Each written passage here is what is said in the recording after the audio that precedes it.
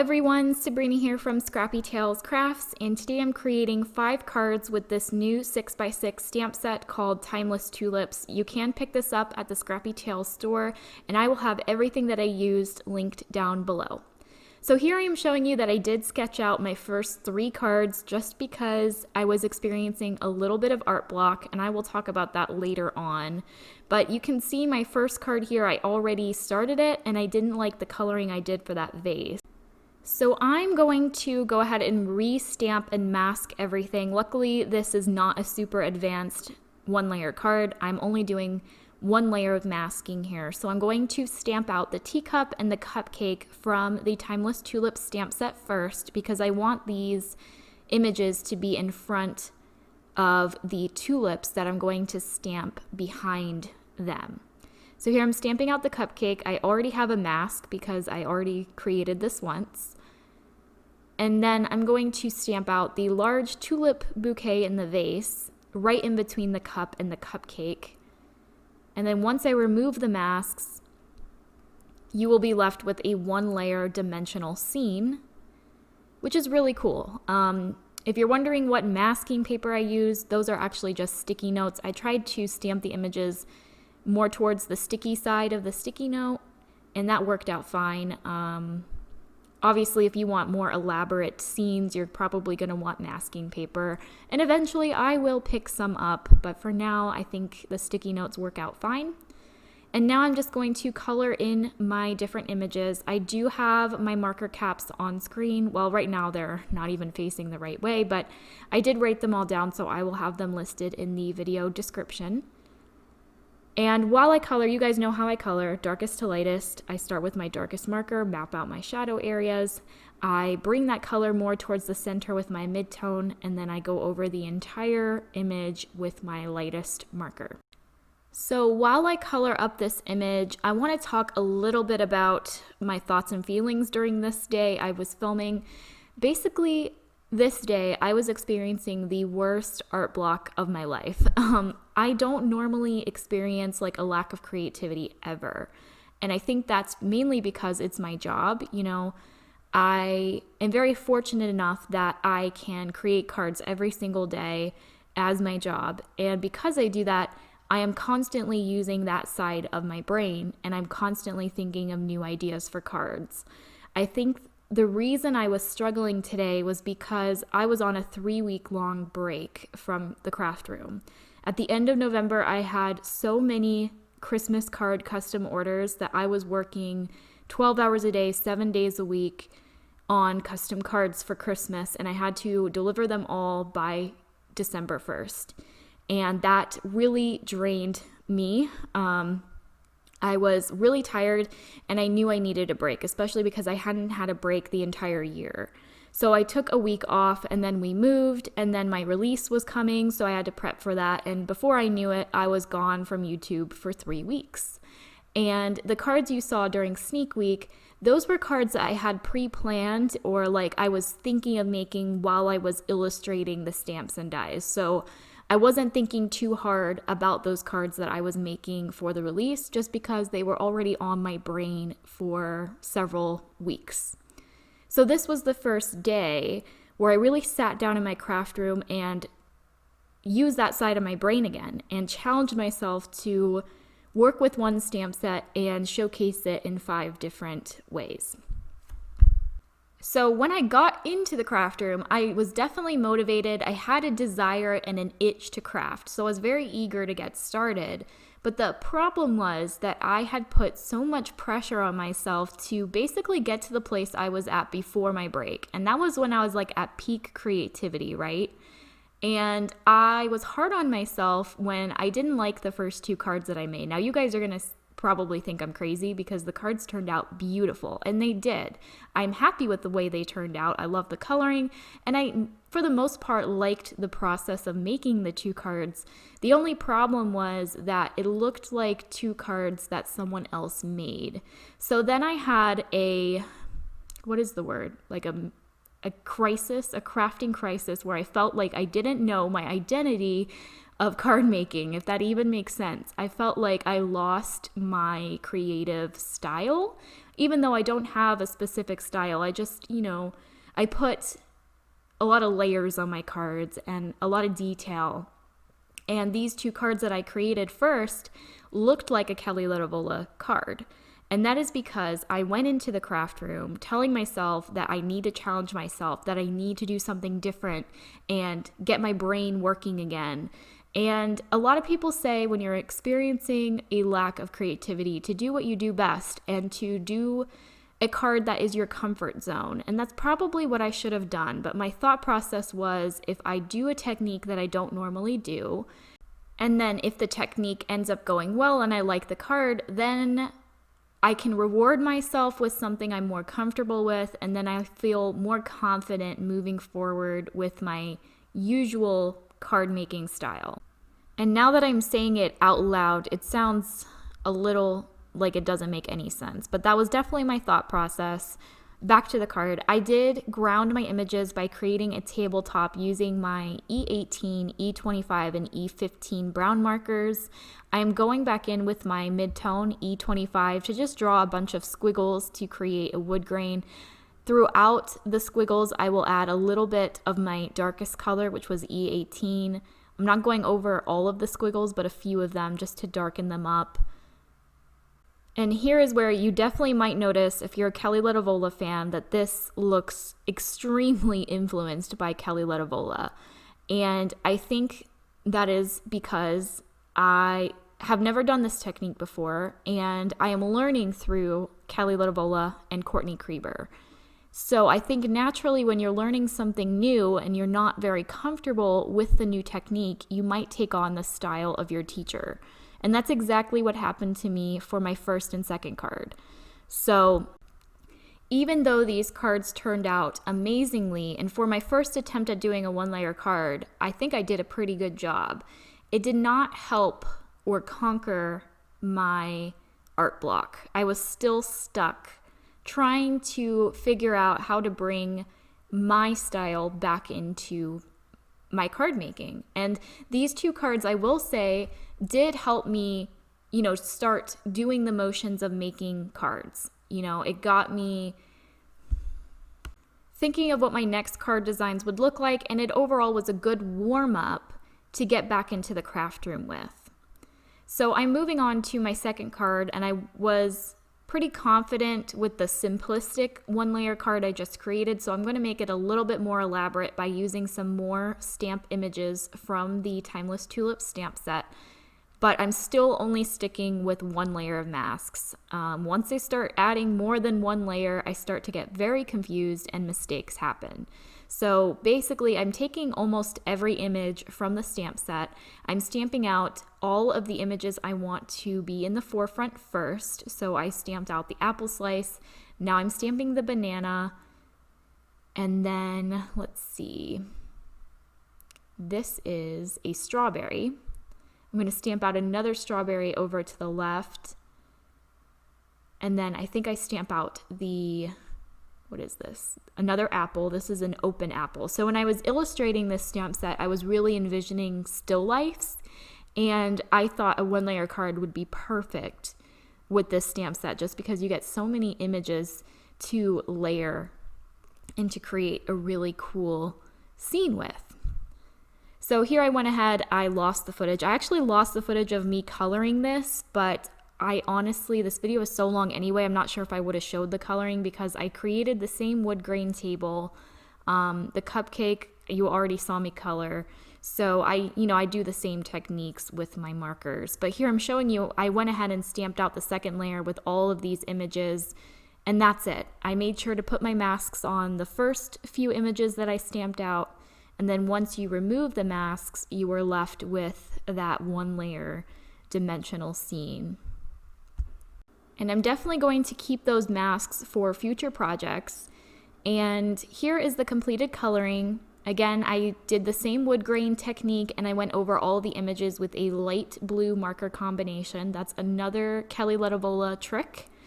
And By the way, I don't think there's anything wrong with taking inspiration from another creator. I do it quite often. I do try to put my style in as much as possible, and maybe these 2 cards were too influenced, but YouTubers and creators are called influencers for a reason. They want to inspire.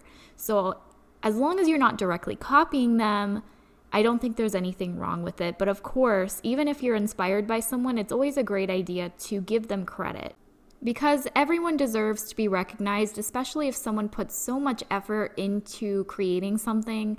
I think it's really bad if someone just directly copies someone and claims it as their own idea.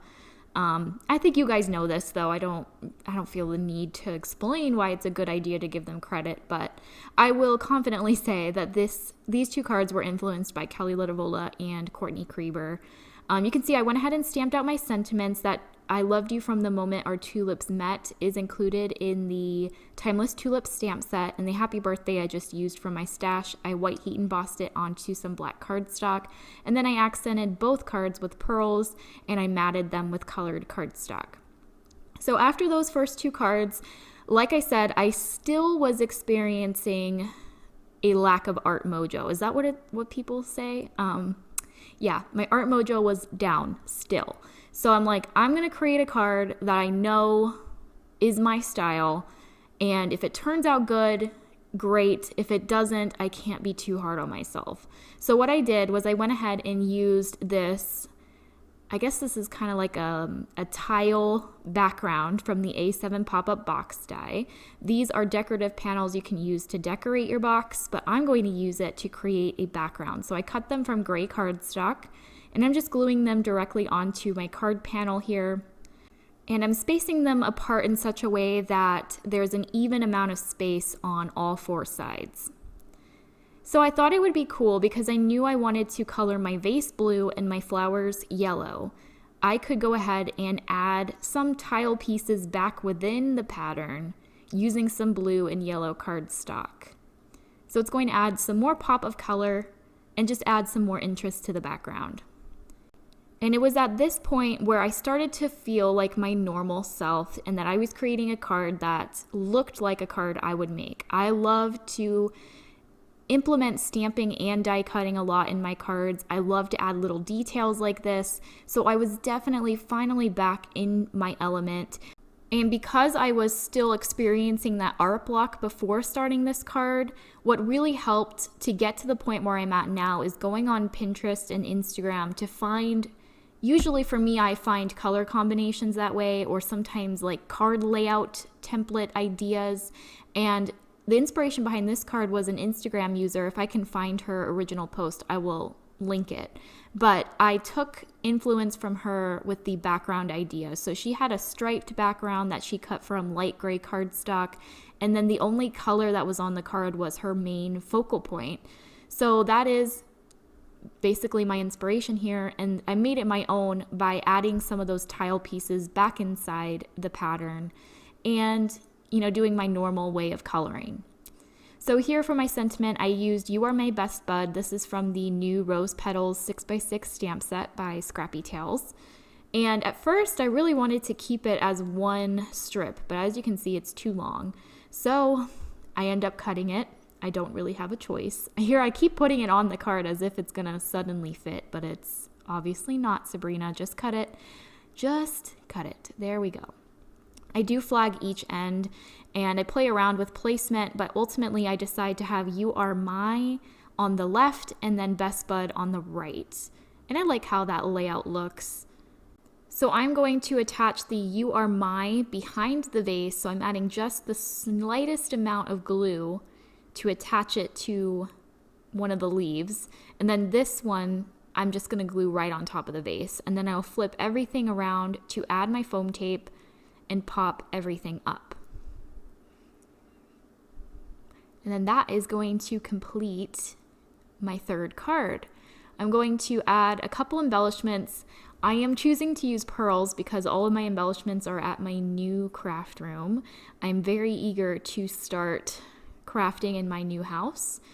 Right now I'm just adding ATG tape to the back of this panel, and I will add it to my A2 card base.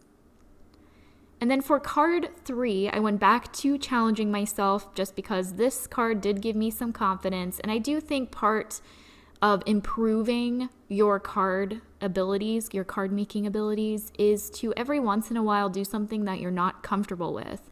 And sometimes that can really spark confidence and spark more inspiration. So I had bought this machine for my mom for her birthday, and this is the first time I'm using it. And believe it or not, I thought it was broken. So you plug this machine in. This is the Gemini foil press. You plug it in, you turn on the switch, which I just assumed that was the power button, right? And I didn't have to click the other power button that's on the main dock. Yeah, so I kept pressing every button except the power button, and it didn't work. Until finally, about 30 minutes in, my mom was like, "Did you press the power button? That is literally in the picture you're sending me." And I'm like, "Well, I already put the switch on." And she's like, "Well, just press it. Like, why would it be there if you don't press it?" So I figured it out. And this machine is awesome. I want to do a review on it. And I'm actually using glimmer plates here, and I'm using glimmer foil because I read that you can use the Spellbinders products. But overall, from the videos I watched, it seemed like people were more impressed with this machine just because it gives you the exact timing and the temperature to get perfect results. And just look at this sentiment strip. There is no excess foil anywhere because it literally tells you how long to heat up the dye for. Well, it's not a dye, it's a glimmer plate. And it's just really cool. And you can use your dyes. You don't have to buy the glimmer plates with it. And definitely let me know if you guys want a review on it. I want to play around with it a little bit more before I give you guys my, hardcore review on it. But for first time use, I think it's awesome, and I can't wait to play with it more. I will have the links to the glimmer plates and the foil that I used down below. So because I chose a pink foil, I decided to color in my tulips pink, and here is new technique number 3 of this video, and that is no line coloring. And I think out of all the new techniques I tried in today's video, this was definitely the most challenging and I believe needs the most amount of practice. I don't think anyone can learn this technique overnight, and for my first attempt, I don't think it's bad, but I think if I put more time into it and I used more markers, it would have looked significantly better.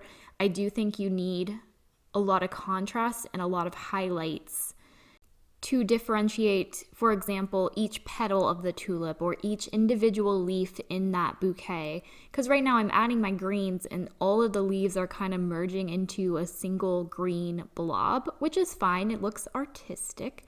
But definitely, I think just by implementing 4 or 5 markers as opposed to 3, which is what I'm doing here, that would have made a huge difference. I also want to try this technique out with watercolor. I love to watch Christina Warner do no line coloring with her watercolor. She uses distress inks. Sometimes she uses traditional watercolor, but it turns out amazing every time. So once I feel a little bit more comfortable with my watercoloring medium, I'm definitely going to try that out.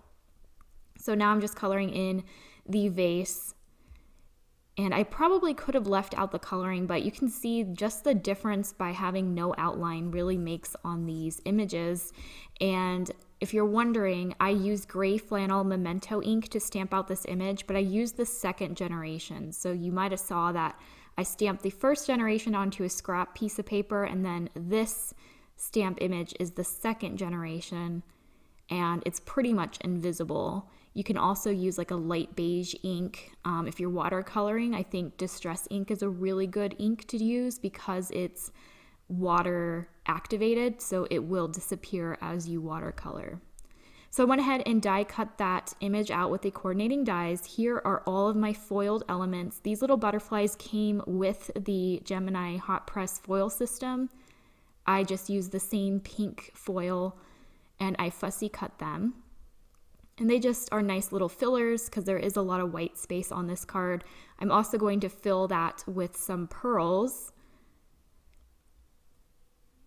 And since we're talking about, I guess, everything in today's video, I am considering, actually I'm very determined to change the style of my videos. So because I took that 3-week long break, YouTube decided to punish me. And I know it's not just YouTube, it's also what I'm putting out there. But YouTube does not like if you leave for more than a week. So my view count has gone significantly down. And I don't want to complain because I'm grateful for the views that I do get. But it is sort of like a wake-up call for me to change some aspects of the way that I'm filming, because I did rank pretty low on some categories on YouTube. So like audio, I definitely need a better microphone. I invested in some lights. My lighting score was not too bad depending on what video, but I'm very limited on natural light. And because I want to transition fully to YouTube, I want to maximize the amount of time that I have. So definitely having lights will help me and allow me to work at night or during rainy days. So I am now on card 5, and I'm going to create a pop-up basket. Some of you have reached out to me saying you want some more tutorials, and I'm going to make this one easier because I mentioned that with the basket die, you don't need to use as many bridges as I did on my first tutorial. So I'm only going to use 2 long bridges and 2 short bridges as opposed to 4, because you really don't need 4. To create a really cool basket. But what I'm doing right now is I'm gluing the basket weave panels onto the basket card base. I do have 2 panels. I'm going to connect them together to create a hexagon. And I cut the basket weave from yellow cardstock and then the basket base from heavyweight craft cardstock. I'm going to add double-sided tape to each tab on these panels here.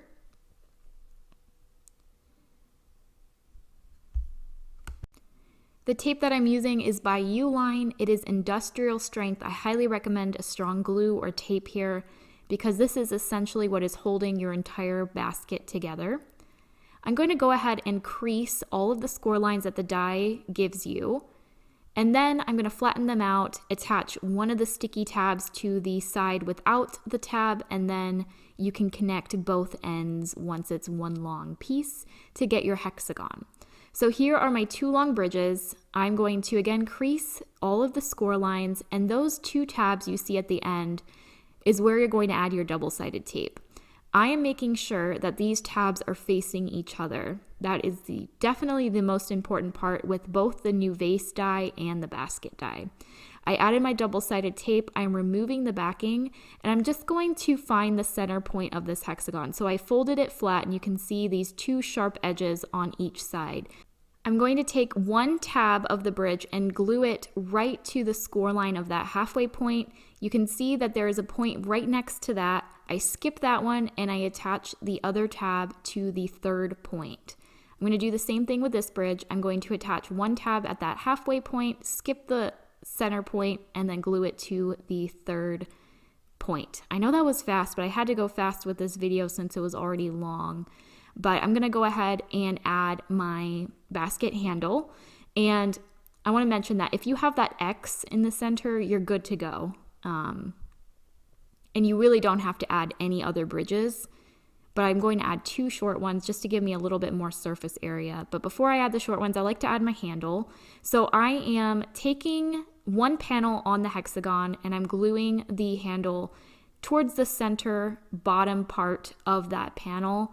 And then I fold it flat to find the other panel that I glue the other side of the handle to. And then I have these short bridges. I'm going to add my double-sided tape to the tabs. I'm going to remove the backing, fold all of the score lines to create my little triangle with the tabs facing each other. And then you're going to find the empty panels. So you can see this panel is occupied by the handle. So I'm going to go to the panel right next to it, and it's not occupied by a long bridge or the handle. So these are easier because you just attach each tab from corner to corner. You're not going to skip any points.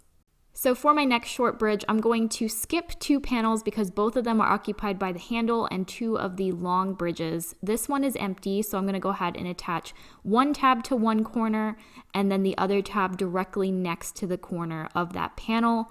I am not skipping any points. And that's it. That is how you get the inside. Now that was really, really fast. I'm not even sure if I made sense. So I'm going to link to a very in-depth tutorial on how to create the basket. And I'm going to create a simplified basket like I just did at a slower speed coming in the future. Because I do think that this is easier than adding the 4 short bridges because you really don't need all 4 of them. So now it's time to decorate the basket. I die cut some grass from the new Springtime Essentials die set. I cut the grass from 2 shades of green. I wanted to really make this basket super bright and colorful. Here are all of my timeless tulips.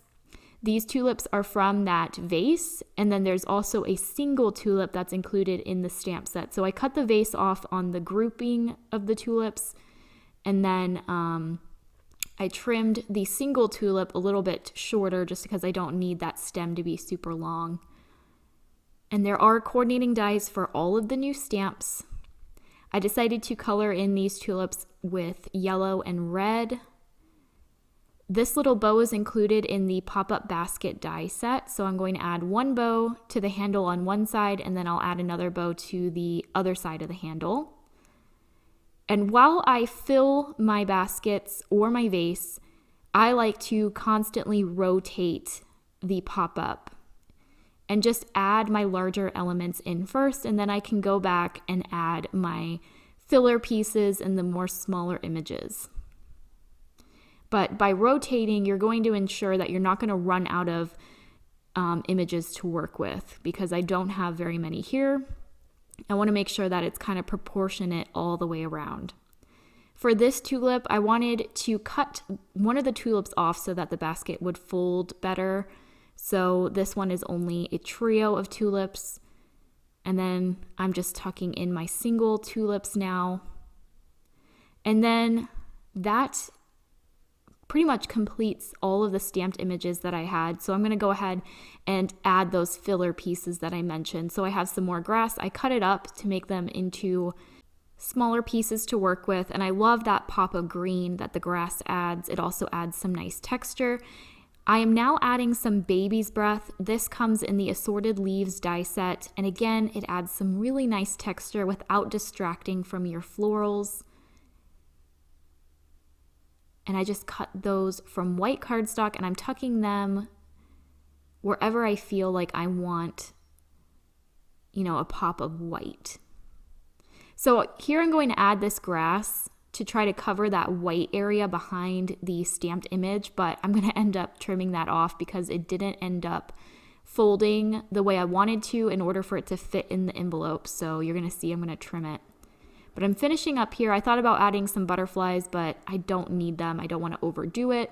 So here you see that some of these images are past the boundary of the basket. So I'm trimming some pieces down and I'm checking to see if it's going to fit in my envelope, and it fits perfect. So you can see that the basket folds completely flat, and here is how it looks when you take it out of the envelope.